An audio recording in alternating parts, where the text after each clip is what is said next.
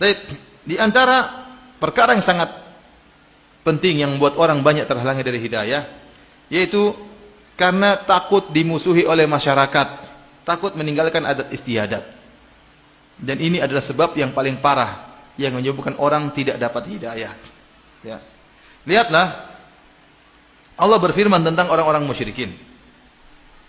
Tatkala Nabi SAW mendakwahkan Islam kepada mereka, kata mereka, Inna wajadna aba'ana ala ummah, wa inna ala atharihim muqtadun. Kami telah mendapati orang tua kami di atas suatu jalan, dan kami tinggal ngikut saja. Kami tidak ingin keluar daripada tradisi nenek moyang.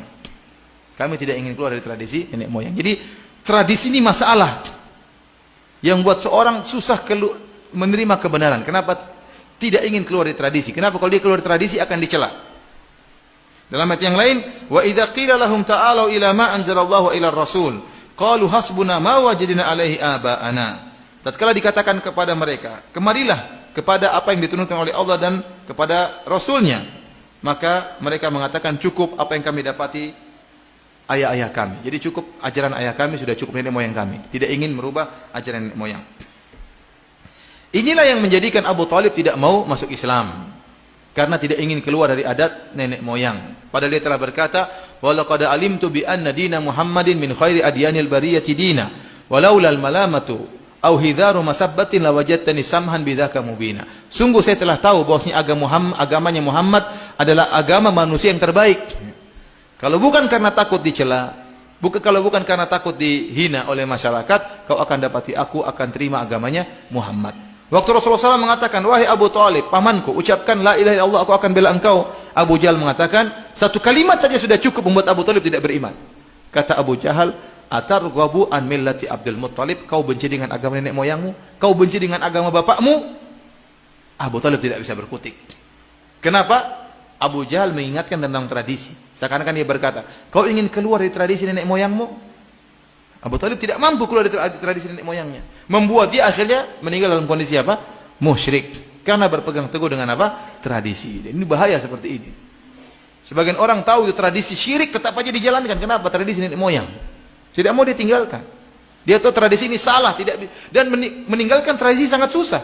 Bahkan umat Islam terjebak dengan tradisi. Saya bayangkan ya. Contoh di tanah air kita, di sebagian daerah tersebut, mungkin Anda tahu, tapi saya tidak ingin menyebutkan. Jadi daerah tersebut dikenal banyak ulama muncul dari daerah tersebut. Tetapi sampai sekarang masih ada tradisi kalau nikah yang bayar mahar perempuan. Ini tradisi menyelisih Islam atau tidak? Tapi mereka tidak bisa rubah karena tradisi sangat kuat, berat. Keluar dari tradisi itu bukan perkara yang susah, bukan perkara yang ringan, kecuali orang yang punya jiwa yang besar. Padahal dari kota tersebut banyak ulama yang muncul, ulama-ulama top. Tetapi sampai sekarang tidak bisa mereka tinggalkan tradisi itu, bahwasanya kalau menikah yang bayar mahar apa? Perempuan. Tradisi. Ada satu daerah, satu pulau, banyak orang hafal Quran dari pulau tersebut. Banyak imam-imam berasal dari pulau tersebut. Tapi sampai sekarang tradisi masih berjalan. Kalau ingin menikah, maka laki-laki culik itu sang wanita, dibawa pergi. Nanti kemudian disambut untuk dinikahi. Kan nggak boleh seperti ini. Cewek dibawa pergi, entah pergi terus ngapain aja kan? Khalwat nggak boleh. Tapi tradisi itu tidak bisa ditinggalkan. Bahkan dari orang-orang Islam sendiri. Padahal tempat tersebut banyak orang hafiz-hafiz apa? Quran. Kenapa? Itu tradisi, tidak bisa ditinggalkan. Maksud saya, tradisi itu perkara yang sangat, kata Ibnu Qayyim menjelaskan, ini perkara yang sangat membuat orang terhalang dari hidayah. Lihat Abu Thalib tidak bisa dapat hidayah gara-gara tidak mau meninggalkan tradisi. Oleh karenanya di antara julukan yang paling sering diberikan kepada Nabi adalah Sabi. Sabi itu artinya orang yang keluar dari tradisi.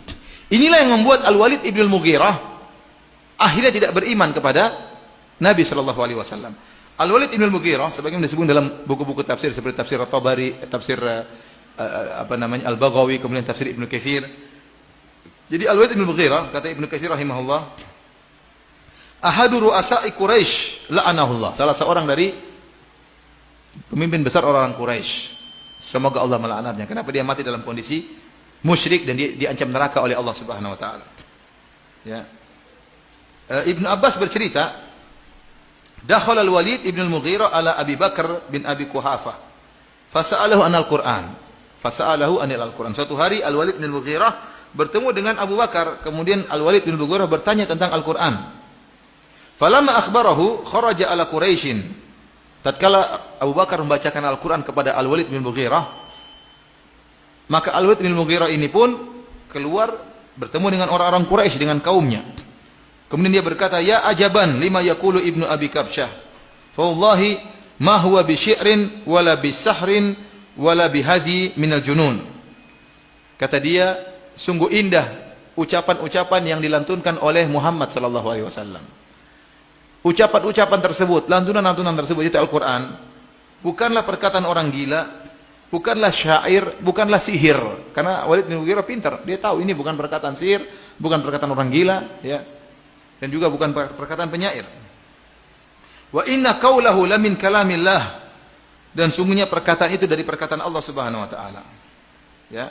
Tatkala dalam riwayat yang lain mengatakan la halawah wa fiha la talawah, bahwasanya dalam Al-Qur'an yang saya dengar tersebut ada keindahan, ada rasa manis yang saya rasakan waktu saya mendengar lantunan Al-Qur'an tersebut.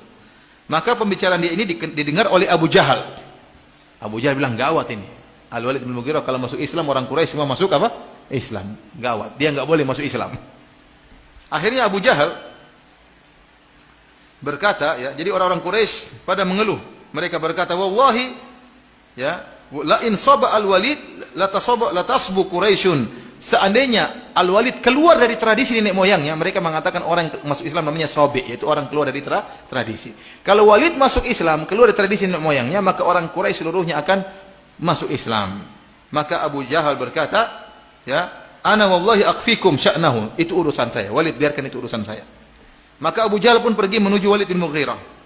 Tatkala dia bertemu dengan Walid bin Mughirah, dia berkata, alam tara ila qaumika qad jama'u laka shadaqah. Wahai Walid, tidakkah kau lihat kaum orang-orang Quraisy sedang mengumpulkan sedekah buat kamu?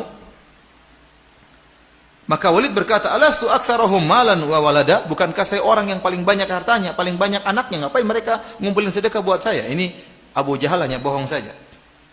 Maka Abu Jahal berkata, yatahaddatsuna annaka innama tadkhulu ala ibni Abi Quhafah litusiba min ta'amihi. Mereka bilang kau itu datang bertemu dengan Abu Bakar karena ingin makan di tempatnya, maka kau dengar Al-Quran. Makanya mereka kasihan sama kamu, maka mereka kumpulkan sedekah untuk berikan kepadamu. Ini hanya dongengan siapa? Abu Jahal, dia bohong. Jadi kata orang-orang Quraisy mengatakan kau tadi dengar Al-Quran di rumah Abu Bakar karena kau ingin makan di tempat dia, makanya mereka kasihan, mereka ingin kumpulin sedekah buat kamu. Maka Walid berkata, aqad tahaddatsa bihi ashirati? Apakah orang-orang Quraisy sudah bercerita seperti itu, menuduhku seperti itu? Fala wallahi la aqrabu ibn Abi Quhafah wala Umar wala ibn Abi Kabsyah. Kata dia, demi Allah saya tidak akan dekat lagi kepada Abu Bakar, dan saya tidak akan lagi dekat kepada Umar, dan saya tidak akan lagi dekat-dekat dengan Muhammad sallallahu alaihi wasallam. Wa ma qawluhu illa sihrun yu'thar. Adapun yang saya dengar itu yang indah itu hanyalah sihir yang dipelajari, diwarisi dari orang-orang sebelumnya. Ya, ini akhirnya dia berpikir. Allah menyebutkan dalam Al-Quran apa? Thumma qutila thumma nadhar thumma abasa thumma abasa wa basar. Ya, akhirnya apa? Walid bin Mughirah akhirnya berpikir, apa yang harus saya katakan tentang perkataan Muhammad? Kalau saya bilang itu syair, maka bukan syair. Kalau saya bilang itu perkataan orang gila, maka bukan perkataan orang gila. Maka dia berpikir, thumma nadhar thumma abasa wa basar thumma adbara wastakbar faqala in hadza illa sihru yu'thar in hadza illa qaulul bashar. Kata Allah, sauslihi saqar. Kemudian dia berpikir, apa sih perkataan yang cocok untuk membantah Muhammad? Dia pikir-pikir, akhirnya dia mengatakan itu adalah sihir. Kalau saya bilang itu syair, orang Arab tahu itu bukan syair. Kalau saya bilang perkataan orang gila, orang-orang Quraisy tahu itu bukan perkataan orang gila. Supaya benar saya bilang aja itu sihir. Akhirnya kata Allah, dan saya katakan in hadza illa qaulul bashar, ini bukan perkataan Allah tapi perkataan manusia. Kata Allah, sauslihi saqar, saya akan masukkan Walid bin Mughirah dalam neraka saqar. Akhirnya dia masuk neraka jahanam. Tadinya dia sudah mau masuk Islam, namun karena tidak ingin dicela, tidak ingin dikatakan keluar dari tradisi, akhirnya tidak mau masuk Islam. Oleh karena ikhwani fillah azanillahu ayyakum, ya, hal yang sangat berat yang membuat seorang terhalangi dari hidayah, di antaranya berpegang teguh dengan tradisi.